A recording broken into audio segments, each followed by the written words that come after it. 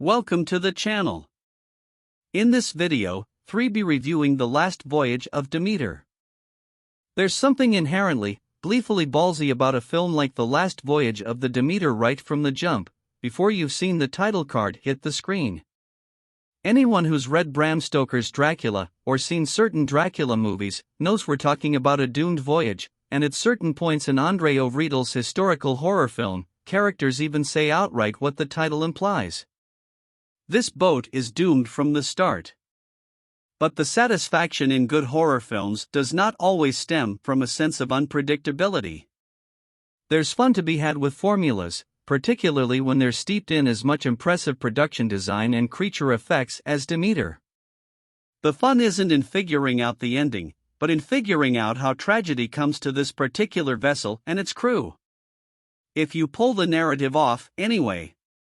Thankfully, thanks to solid direction, a committed cast, and a central monster that keeps drawing your eye, there's a lot about The Last Voyage of the Demeter that works.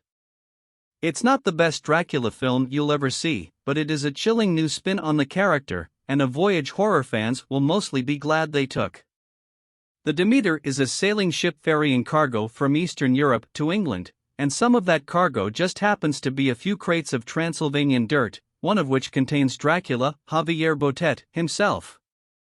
The crew doesn't know this, of course, so when things start getting spooky on board, and humans and animals start turning up dead, the ship's captain, Liam Cunningham, and his determined first mate, David Dastmalchian, don't immediately leap to the supernatural to explain things.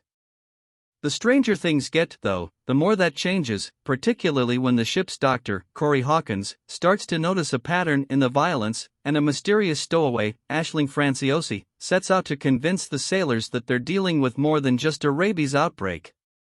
The cast, led by Cunningham and Hawkins, are all wonderfully game for this particular mission, giving the film the right amount of melodrama and gritty realism to make the whole thing feel like it's got the pageantry of a Hammer horror release and the dark frankness of Øvredal's previous horror films like Trollhunter and The Autopsy of Jane Doe.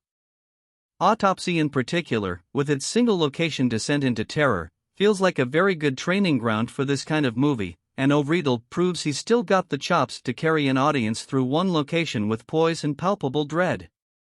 The Demeter itself always feels tactile, present, a character unto itself, and the cast are all so immersed in what they're doing that it's easy to smell the sea, feel the waves, and notice the fear beginning to creep in.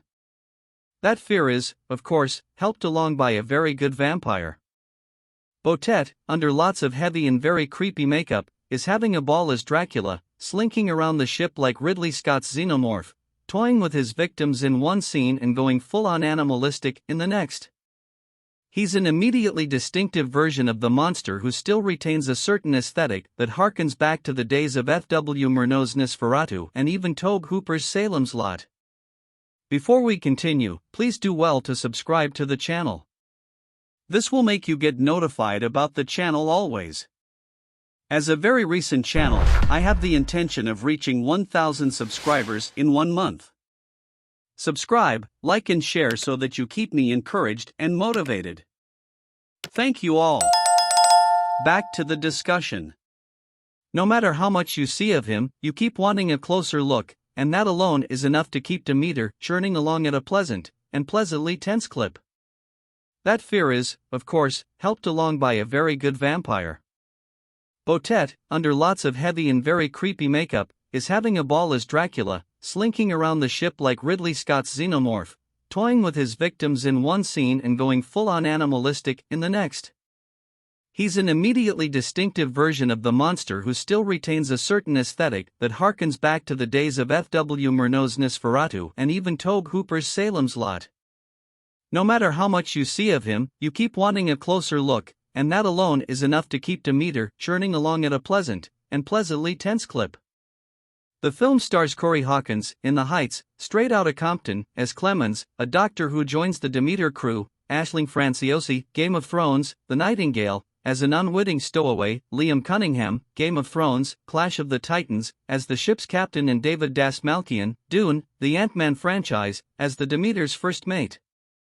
The film also features John Briones, Ratched, American Horror Story, Stefan Kapicic, Deadpool films, Better Call Saul, Nikolai Nikolaev, Stranger Things, Bruised, and Javier Botet. It films Mama. From DreamWorks Pictures and the producers of Zodiac and Black Swan, The Last Voyage of the Demeter is directed by Norwegian horror virtuoso André Øvredal. Scary Stories to Tell in the Dark, Trollhunter. The screenplay is by Bragi Schott Jr., Escape Room, and Zach Ulkwich, Bullet Train, from a screen story by Bragi Schott Jr., based on the log of the Demeter from Bram Stoker's Dracula.